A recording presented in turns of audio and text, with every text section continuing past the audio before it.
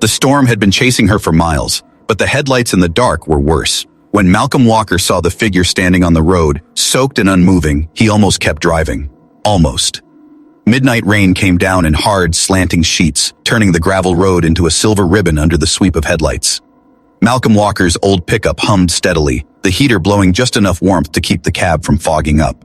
He had been out later than usual, checking the back pasture fences after hearing coyotes near the chicken coop earlier that evening. Now all he wanted was dry socks, a hot mug of coffee, and the quiet of the farmhouse. But then he saw her. At first she looked like a scarecrow, some broken thing planted at the edge of the road. Just a figure, still and small against the dark wall of pine trees. As he drew closer, the shape sharpened into a woman, hair plastered to her face, coat clinging to her like wet paper. She stood motionless, bag gripped to her chest so tightly her knuckles gleamed white under the flash of lightning. Malcolm slowed instinctively, one hand firm on the wheel, the other easing off the gas. Something in his chest shifted, that old bone-deep sense of duty that wouldn't let him drive past. He pulled up beside her, rolled down the window a crack, and rain immediately spattered across his arm. "You'll freeze out here," he called, voice low but steady. She startled, jerking back a step, head snapping toward him. Her eyes caught the glare of his headlights, wide and glinting like a cornered animal's. Not surprise, fear, the kind that's lived in someone for a long time. Malcolm kept his hands visible on the steering wheel, palms open, his voice calm as a man coaxing a skittish horse. "I ain't gonna hurt you," he said gently. "Just offering a ride. You look like you need it." For a long moment, the rain did all the talking. Hammering the truck roof, slapping against the road, she shook her head once, hugging the bag tighter, shoulders hunching as if she could make herself disappear. Her coat was soaked clean through, and the wind drove the rain sideways now, slicing across her face like needles. Malcolm's jaw tightened. He could just keep going, leave her to whatever road she meant to walk down, but something in him wouldn't budge. He sighed, breath fogging the windshield, and tried again. "This ain't the kind of road you want to be standing on come nightfall. I got stew at home, heat, dry clothes. You don't gotta say a word. Just sit somewhere warm for a while." She looked toward the tree line, then back at him, as if calculating which choice would cost her more, the unknown man in the truck or the dark woods behind her. Then thunder cracked, a deep rolling sound that shook the night and sent a shiver through the ground beneath their feet. The woman flinched hard, knees buckling just slightly, breath catching in her throat. "Okay," she whispered, so softly he almost missed it.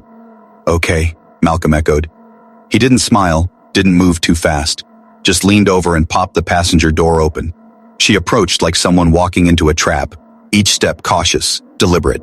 When she climbed into the truck, she moved quickly, shutting the door with a soft thunk and curling in on herself, bag still pressed tight against her chest. Her whole body trembled, whether from cold or fear, Malcolm couldn't tell. He put the truck back in gear, pulling slowly onto the road. For a moment, neither of them spoke. The windshield wipers squeaked rhythmically, the rain somehow louder now. "I'm Malcolm," he said after a beat, voice still quiet. "You don't have to tell me yours unless you want to." She stayed silent for so long he thought she might not answer at all. Then finally her voice came, small and hoarse. "Claire." Malcolm nodded, keeping his eyes on the slick road ahead. "All right, Claire, you're safe now." But even as the truck rumbled forward, cutting through the storm toward the faint lights of Walker Farm, Malcolm knew she didn't believe him yet. Maybe she wouldn't for a long time, but tonight, at least, she wasn't alone on the road. And sometimes, that was the first step toward everything else. Rain still hissed against the tin roof when Malcolm eased the truck up the long gravel drive and parked beside the barn. The kitchen light glowed like a beacon in the distance, the only soft thing in a night that felt carved out of iron. Claire didn't move. She sat curled tight, her wet hair dripping onto her coat, her eyes fixed on the faint outline of the farmhouse. "You can stay in the guest cabin," Malcolm said, his voice as even as the hum of the engine. "It's warm. Bathroom works. I'll bring you some blankets." She nodded once but made no move to open the door. Her knuckles were white where they gripped the strap of her bag. Malcolm stepped out into the rain, walked around the truck, and opened her door. "Come on," he said gently, offering his hand but not reaching for her. "It's just across the yard." She hesitated a beat longer, then slid out of the seat, boots sinking into the mud. Her bag thumped against her side as she followed him, head down, shoulders hunched against the wind. The cabin door creaked open to reveal a small, neat space, a bed with a patchwork quilt, a cast-iron stove glowing faintly, a narrow table with 2 chairs. It smelled of cedar and wood smoke, the kind of smell that clung to safety. "You'll be dry in here," Malcolm said, setting a towel on the table. "I'll bring food in a bit." Claire stood motionless in the doorway, water pooling at her feet. "Why are you doing this?" she asked suddenly, her voice sharp with something that wasn't quite anger, but wasn't gratitude either. Malcolm met her gaze, steady as the rain. "Because you looked like you needed someone to stop." For a moment, the silence between them was a taut wire. Then Claire stepped inside and shut the door softly behind her. Later, when Malcolm returned with a tray of hot stew, cornbread, and sweet tea, she opened the door without a word. Her hair was combed back now, her face pale but calm. She took the tray, nodded once, and retreated into the warm glow of the cabin. Back at the main house, Malcolm found Ruth awake, sitting up in her bed with the quilt pulled to her chin. "She's still out there?" Ruth rasped, her stroke-roughened voice breaking the quiet. "Yeah," Malcolm said, pouring himself coffee. "She's in the cabin."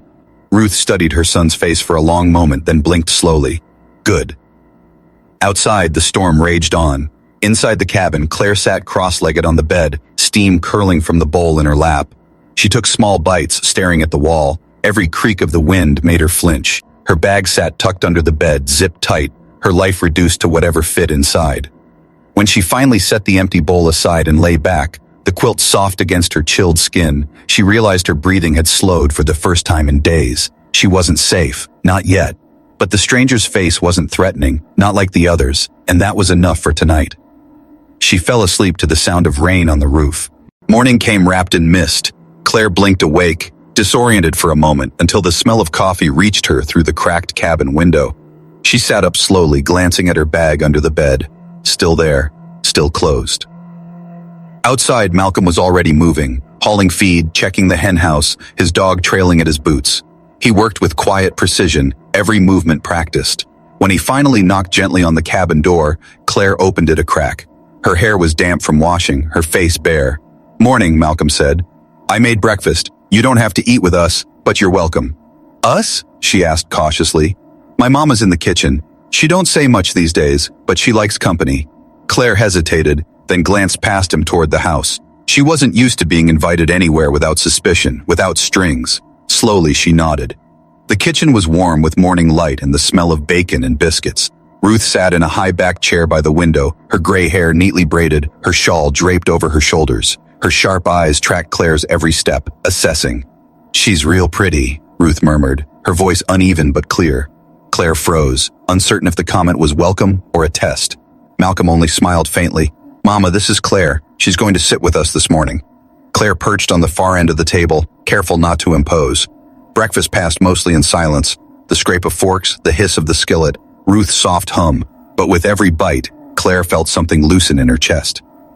When she stood to help with the dishes, Malcolm waved her off. "You're a guest." "I can still contribute," she said softly. "It's been a while since I felt useful." He hesitated, then handed her a towel. "Then you dry. I'll wash." They moved around the kitchen like two people relearning a dance. Outside, the storm clouds broke, and pale sunlight slanted through the window, catching the steam rising from the sink. For the first time since she'd stepped onto the road, Claire's shoulders dropped an inch. But across the yard, Malcolm's dog barked suddenly, low and sharp, toward the tree line. Malcolm's jaw tightened as he looked out the window. "Coyotes," he muttered. But Claire saw the way his hand stilled on the dish towel, the flicker of something like vigilance in his eyes. Whatever quiet she'd found here, the world outside wasn't done testing it. The sun was barely a pale smear in the sky when Claire stepped outside, boots sinking into soft earth. The storm had washed the air clean, leaving everything sharp and new. She stood for a moment in the doorway, watching Malcolm cross the pasture with a bucket in each hand, the dog trotting at his heels. He moved with a steady rhythm, like this land was stitched into his bones.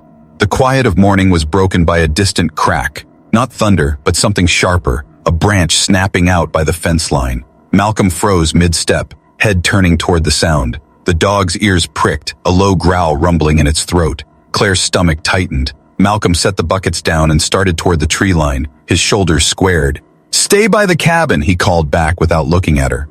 But Claire couldn't make herself move. She watched him disappear into the mist, his figure swallowed by the pines. The minutes stretched long and thin until he reappeared, his jaw tight, his boots carrying back more mud than before. "Tracks," he said grimly when he reached her. "Fresh ones, truck tires, big. They don't belong here." Something in his voice made Claire's pulse quicken. She'd seen that look before, the wary, ready tension in someone who knew trouble wasn't a question of if, only when. "Do you think it's—" She trailed off, unable to finish the thought. Malcolm's eyes flicked toward the distant road. Could be my cousin. Could be someone he sent. Either way, they were close. Too close. The rest of the morning passed in a strange hush. Malcolm worked silently, repairing a section of fencing, moving with controlled precision. Claire sat on the porch with Ruth, who dozed lightly in the rocking chair, her shawl drawn around her thin shoulders. When Ruth stirred awake, Claire offered to massage her hands, surprised when the older woman nodded almost immediately. Her touch was careful, measured, pressing along the joints, coaxing them open. Ruth sighed, eyes fluttering shut. "You used to do this," Malcolm said quietly from the doorway, watching. "Physical therapy," Claire replied softly without looking up. "Mostly elderly care, stroke recovery." Malcolm's gaze lingered on her hands, steady and skilled, and something in his face shifted. Not pity, but respect. "You're the first person she's let touch her like that in months," he said after a moment. "I think she's lonelier than even she knows." Claire's hands stilled for a heartbeat. "So are you," she said before she could stop herself. Malcolm's mouth twitched like he might deny it, but he didn't. Instead, he just said, "You don't know me." "I know what people look like when they stop believing in soft landings," Claire murmured. Their eyes met across the quiet room, and for a moment, the air between them felt charged with something unnamed. Then Ruth shifted, and the spell broke. That evening, Malcolm brought the radio onto the porch. The old dial crackled until it caught a slow, aching blues tune that curled through the air. Claire sat at this busy porch rail, knees drawn up, watching the sky bleed from gold to violet. "You ever get tired of the quiet?" she asked. "No," Malcolm said simply, "but I get tired of waiting for someone to break it." As if summoned, the dog barked sharply, hackles up. Malcolm rose in an instant, stepping off the porch. Claire's breath hitched. She followed him halfway to the barn before he stopped her with a raised hand. "Stay behind me," he said. The dog stood at the edge of the pasture, growling toward the road. When Malcolm swung the flashlight beam across the grass, it caught the glint of metal. A crushed beer can, still wet from the rain. Fresh. "Someone's been watching," he said, voice low. A cold shiver traced Claire's spine. Back inside, Ruth sat awake in her chair, eyes sharper than they had been all day. "Whoever it was, they'll be back," she said simply. Malcolm's jaw worked, his fists curling at his sides. "Let them," he muttered. But Claire saw the tension in his shoulders as he checked the locks twice before bed, saw the way he stood for a long time at the kitchen window, staring out into the dark. Later that night, Claire lay awake in the guest cabin, staring at the ceiling. The wind rattled the shutters softly, and every sound outside made her heart race. She thought of the tracks, the beer can, the hard look in Malcolm's eyes. She was no stranger to fear. She'd lived in it for months. But this felt different, not the helpless kind, the kind that made her want to fight back. She turned on her side, staring at the faint outline of her bag under the bed. All the things she'd been running from were still zipped up inside. But out here, on this farm, there was nowhere to run. And for the first time, Claire wasn't sure she wanted to. The next morning dawned sharp and brittle, as if the storm had scrubbed the world clean but left the air tense, waiting.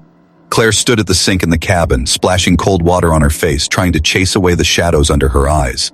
When she stepped outside, the mist clung low to the ground, curling around her boots like smoke. She found Malcolm at the dining table, a neat stack of unpaid bills laid out like a losing hand of cards. He looked up at her entrance, the frown softening almost immediately. "Morning," he said, nodding toward the coffee pot. "It's fresh." Claire poured herself a mug, then sat across from him, her fingers curling around the warm ceramic. "Everything all right?" He hesitated, then tucked the bills away. "Just the usual dance. Electric company threatens to cut me off. I send them a little. They threaten again. Same song, different verse." There was a quiet between them, but it wasn't the brittle quiet of strangers anymore. It felt heavier, shared. Claire opened her mouth to say something, but the crunch of tires on gravel cut through the morning stillness. Malcolm's head snapped toward the window. "Expecting anyone?"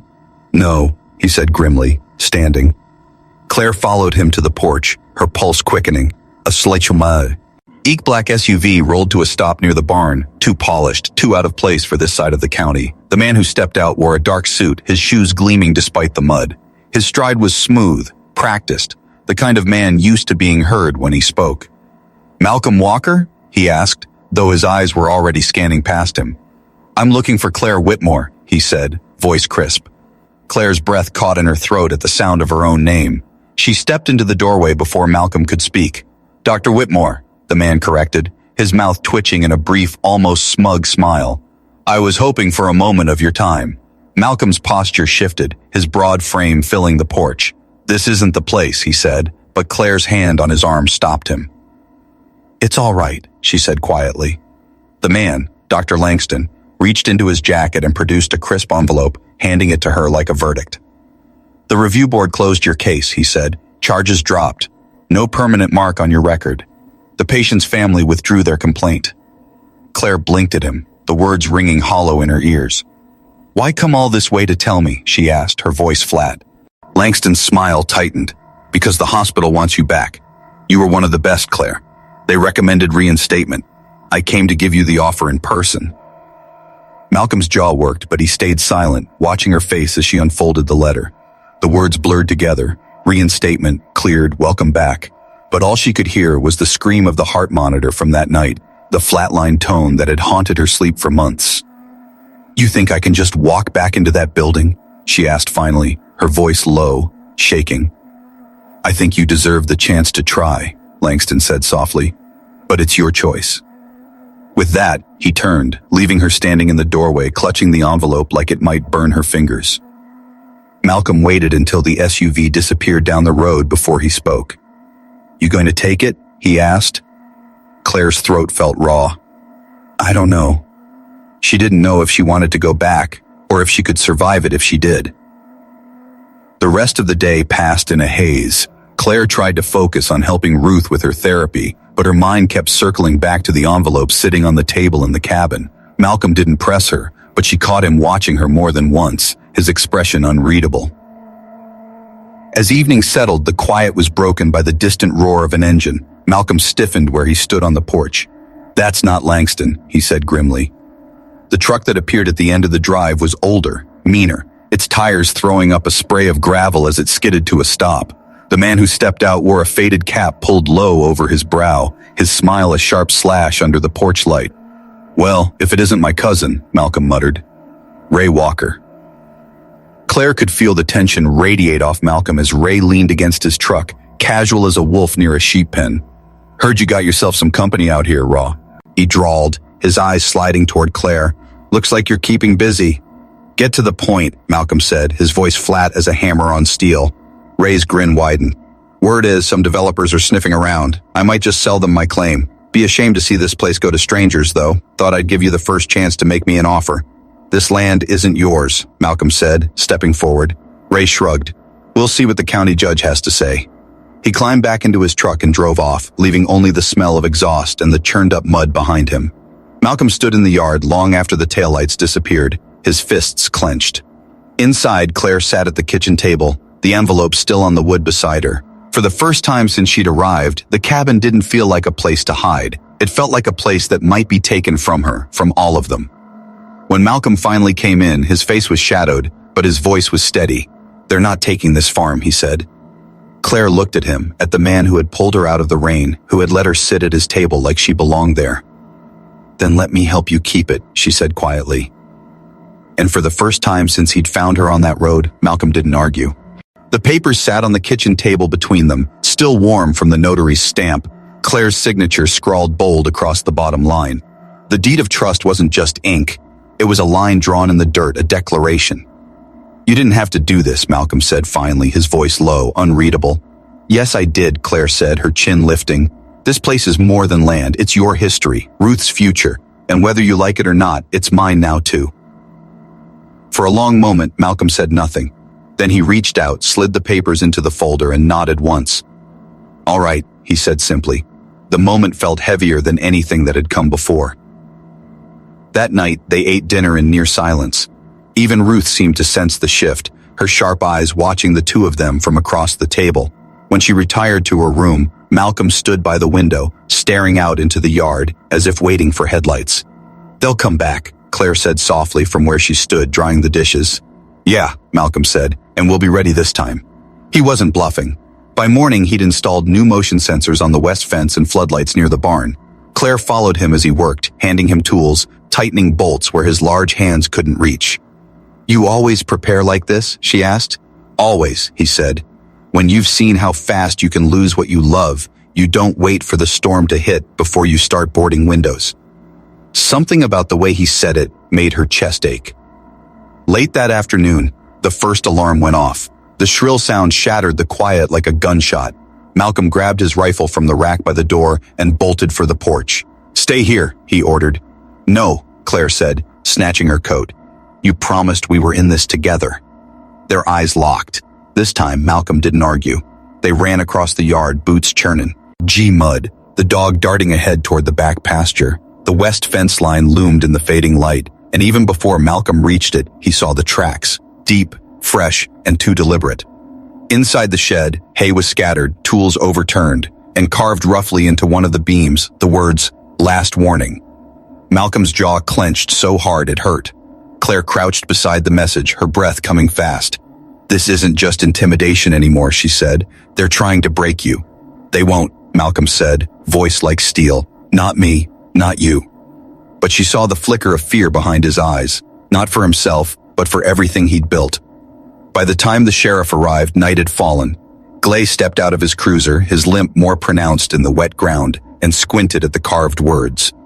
You sure it's not just kids? He asked lazily. Kids don't leave threats at the same spot twice in a week, Malcolm said, fury simmering under his calm tone. You know who's behind this. The sheriff shifted uncomfortably. Without proof, there's not much I can do. Ray's got friends on the council. He's got pull. Claire stepped forward then, her voice cutting through the dark. And if this turns into arson or assault, if somebody gets hurt, will that be enough proof for you? The sheriff looked away. I'll make a note of it, he said, but they all knew that wouldn't stop anything. After he drove off, Malcolm stood in the yard, breathing hard. I'm not waiting for them to decide when this ends, he said finally. Tomorrow, I'm bringing in backup. What kind of backup? Claire asked quietly. Friends, Malcolm said. Army friends, the kind who know how to make a place hard to touch. Claire felt the cold air bite her skin. You shouldn't have to go to war to keep your home. Malcolm turned toward her then, his face shadowed but his eyes burning. I'm not going to war. I'm protecting what's mine. They stood there in the dark, the weight of everything between them pressing close. Claire's pulse thudded in her ears. Then let me protect it too, she said, her voice steady. Let me stand with you. For a long moment, Malcolm didn't move. Then he stepped closer, so close the space between them was nothing but breath. You already are, he said quietly. It wasn't a kiss, not yet, but something passed between them, a current that hummed under her skin. And when they finally turned back toward the house, side by side, it was as if something had shifted, not just fear, but belonging. Later that night, after Ruth had gone to bed, Claire found Malcolm outside by the barn, sitting on the steps with his flannel jacket pulled tight. She sat beside him without asking, knees brushing. You ever get tired of carrying it all yourself? She asked softly. He didn't look at her, but his jaw relaxed. Every damn day. Then let me carry some, she said. He turned to her then, the porch light catching the planes of his face, and for the first time since the night he found her on that road, Malcolm let someone see how tired he really was. And that, Claire thought as she reached for his hand, was the moment they stopped being two people trying to survive the storm and started being a team. The town hall was packed, every wooden bench filled with neighbors who had heard whispers of trouble at Walker Farm. The air was thick with dust and murmurs, the kind of charged silence that comes before a summer storm. Claire sat beside Malcolm at the front table, her palms flat against the cool wood, the box of documents resting between them like a weapon. Anna McCullough, the town's sharpest lawyer, stood at the podium, her voice calm but cutting as she laid out the history, the loan Ray's father had defaulted on, the notarized deeds, the legal ruling that had settled the matter decades ago. She read aloud the words from Malcolm's grandfather's letter, her voice carrying through the room like scripture. This land was paid for in full, Anna said, holding the letter up for all to see. The Walkers didn't steal it. They saved it. The room fell into a thick, stunned quiet. At the back, Ray sat with his arms folded, jaw tight, his boots tapping an impatient rhythm on the floor. This is a matter of record, Anna continued. Any attempt to reclaim this land now is harassment, plain and simple. A ripple of murmurs swept through the room. Someone stood, old Mr. Green from the feed stores, and said, Sounds like it's about time somebody told the truth. Others nodded. A few even clapped softly. Ray stood abruptly, the legs of his chair scraping loud against the floor. "You think a piece of paper changes anything?" he spat.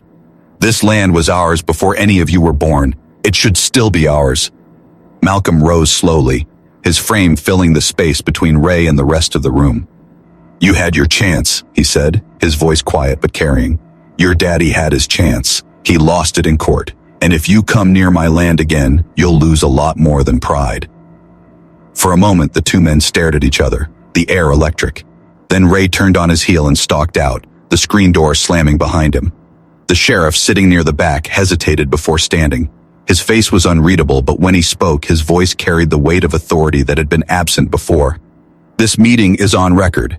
Any further incidents at the Walker property will be treated as criminal trespass." It wasn't a full victory, but it was enough.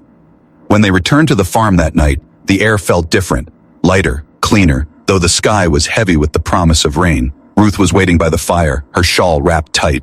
"You did good," she rasped, her voice cheek but steady. Malcolm knelt beside her chair, his big hand covering hers. "We didn't do it alone." Ruth's sharp eyes softened as they turned toward Claire. "Don't waste a second chance," she said simply. Later, on the porch, the first drops of rain began to fall, cool against Claire's skin. She sat on the swing, the boards creaking softly under her weight, Malcolm standing by the railing staring out across the dark fields. "You ever think about leaving?" she asked quietly. "Every winter," he said after a pause, "when the pipes freeze and the tractor won't start. But then I remember why I stay. Because this is the ground my daddy bled for, the house my mama nearly died in giving me life. It's not just land, it's memory." Claire's throat tightened. She reached into her pocket and pulled out the envelope Langston had given her weeks ago, her reinstatement papers. For a long moment, she turned it over in her hands, feeling the weight of it, the pull of the life it represented. Then slowly, she stood, walked to the fire pit, and fed the envelope to the flames. The paper curled and blackened, the words turning to ash in the wind. Malcolm watched her, saying nothing, but when she turned back to him, his face was open, raw. "I'm not running anymore," Claire said. Malcolm stepped closer, the rain dripping from the brim of his hat. "Then stay." Claire's breath hitched. "I am." It wasn't a dramatic kiss. No sweeping music, no thunderclap, just the quiet meeting of two people who had fought their way back to the same place. His hands were warm on her face, hers steady against his chest. When they finally broke apart, the rain was falling harder, soaking them through, but neither moved. Inside, Ruth's soft humming floated down the hallway, a lullaby from another lifetime. For the first time since the night she'd stood on the side of that road, Claire felt the strange, fierce certainty that she wasn't just passing through. She belonged here. To this house, this land, this man who had stopped when no one else would.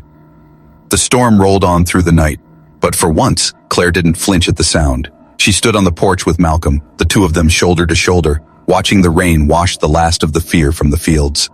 And when dawn finally broke, it found them still there, hands entwined, ready for whatever came next, together.